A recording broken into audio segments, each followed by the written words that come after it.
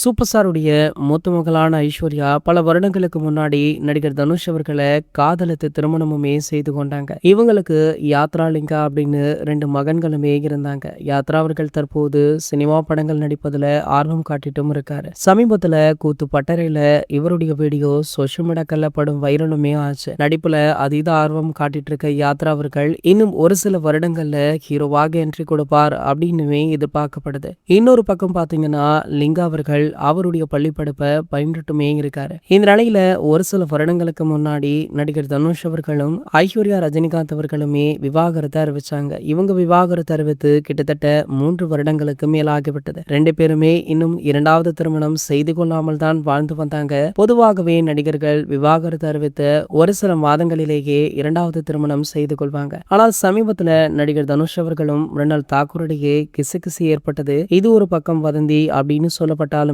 இருவருமே தற்போது வரைக்கும் ஒன்றாக தான் சுத்திட்டு இருக்காங்க. இந்த நிலையில பாத்தீங்கன்னா ஐஸ்வர்யா ரஜினிகாந்த் அவர்களுக்கு 2வது திருமண ஏற்பாடு சூப்பர் ஸ்டார் ரஜினிகாந்த் அவர்கள் செய்துள்ளதாக சொல்லப்படுது. கூடிய விரைவிலேயே இவங்களுடைய திருமணம் மிகவும் பிரம்மாண்டமாக திருவண்ணாமலை கோவிலில் நடைபெற உள்ளதாக செய்திகளுமே வைரலா போயிட்டு இருக்கு. மேலும் பாத்தீங்கன்னா இதுல ஒரு சில முக்கிய பிரபலங்களுக்குமே அழைப்பு விடுத்திருக்காங்களாம். ஆகையால நடிகர் தனுஷ் அவர்களுக்கு அழைப்பு விடுத்தீங்களா அப்படின்னு ரசிகர்களுமே கேள்வி கேட்க ஆரம்பிச்சிட்டாங்க. இது போன்ற செய்திகளை பத்தி நீங்க உடனே தெரிஞ்சுக்க நம்மளுடைய சேனலை மறக்காம சப்ஸ்கிரைப் பண்ணிக்கோங்க.